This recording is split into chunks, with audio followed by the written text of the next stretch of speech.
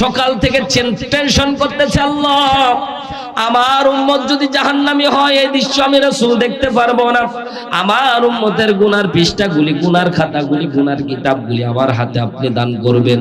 বিশ্বনবী টেনশন করতেছেন। ফজরের নামাজ আদায় করলেন।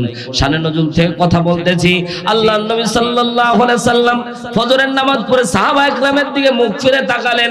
সাথে সাথে সাহাবায়ে কেরামের মাঝ থেকে হযরত আব্দুল্লাহ ইবনে আব্বাস রাদিয়াল্লাহু তাআলা আনহু ডাক দিয়ে বলেন, নবী গো, আপনার চেহারার মধ্যে কেমন জানি টেনশনের ছাপ দেখা যায়। ও পয়গম্বর, আপনার চেহারার দিকে কেমন জানি একটা টেনশন ভাব দেখা যায়। ও নবীজি, আপনার দুঃখের কষ্টটা যদি, আপনার দুঃখের কথাটা একটু শেয়ার করতেন, মনটা আপনার হালকা হয়ে যেত, কতই না ভালো লাগতো আমাদের। আল্লাহর নবী ডাক দিয়ে বললেন, সাহাবীরা রে, শুনে নাও, শুনে নাও, আমি তোমাদেরকে এই মুহূর্তে আমার কথাগুলি, দুঃখের কথাগুলি শেয়ার করতে পারবো না। আমার টেনশনটা হচ্ছে আমার উম্মতকে নিয়ে। মনে মনে চিন্তা করে বললেন, যতক্ষণ পর্যন্ত আল্লাহ রব্বুল আলামিন সলিউশন না দান করবে ততক্ষণ পর্যন্ত আমি বলবো না।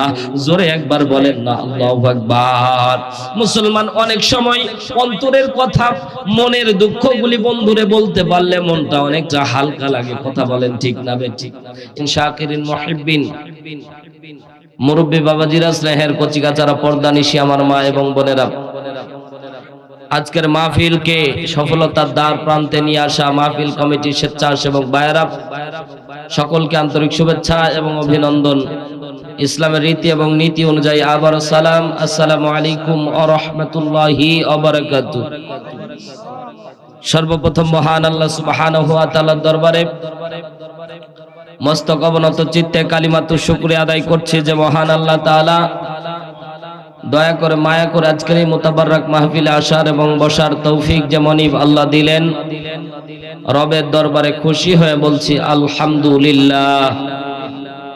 লক্ষ কোটি দুরূদ ও সালাম আকায়ে নামদার তাজেদারে মদিনা, দুলালে আমেনা, মা আমেনা নয়নের পুতুলি, যে নবীর আনিত আদর্শের মধ্যে রয়েছে সুখ আর শান্তি, পরকালে মুক্তি, যে নবীর আদর্শ বাস্তব জীবনে মেনে নিলে জান্নাতের গ্যারান্টি, সেই নবীর শানে সকলে দরুদ পেশ করছি। সকলে বলছি সাল্লাল্লাহু আলাইহি ওয়াসাল্লাম। সম্মানিত হাজিরিন, ভূমিকা মোটেও সময় নষ্ট করব না। আজকের এই তাফসীরুল কোরআন মাহফিল হওয়াতে সত্যিকার অর্থে আপনারা কি খুশি? বলেন খুশি? তাফসীর মাহফিল মানে আমরা মনে করি যে কমিটি মনে হয় ব্যবসা করতেছে,